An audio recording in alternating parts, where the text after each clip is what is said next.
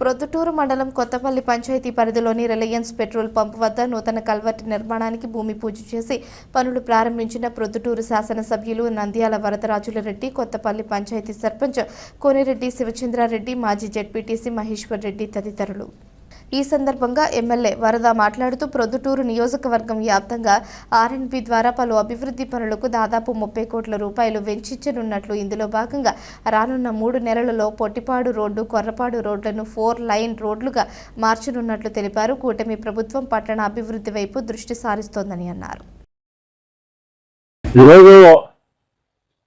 ప్రొద్దుటూరు పట్టణంలో ఆర్ఎండ్బికి సంబంధించి 30 కోట్ల రూపాయలు పనులు మొదలు పెట్టడం జరుగుతూ ఉంది.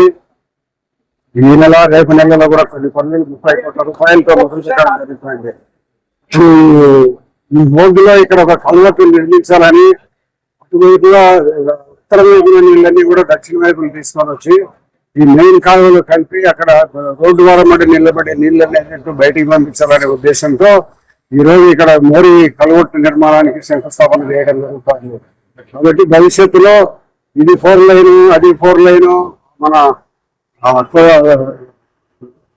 బైపాస్ రోడ్డు వరకు మొత్తం 4 లైన్ చేస్తాం. ఇదే మాదిరిగా పొట్టిపాటి రోడ్డు కానీ, పొరపాటు రోడ్డు కానీ అన్ని కూడా దాదాపు 30 కోట్ల రూపాయలు ఆర్ఎండ్బి డిపార్ట్మెంట్ శాంక్షన్ అయింది.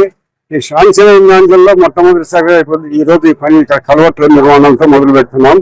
3 నెలల లోపల అంతా పూర్తిగా పనులు చేస్తాం. కాబట్టి ఈ ప్రొద్దుటూరులో అభివృద్ధిని నిరంతరం దృష్టిలో పెట్టుకొని మేము ప్రభుత్వంతో మాట్లాడి తీసుకొని వచ్చి నిధులను తీసుకొని వచ్చి అభివృద్ధి చేసే పనులలో ఇది ఈరోజు మొట్టమొదటి మొదలు పెట్టడం జరుగుతుంది.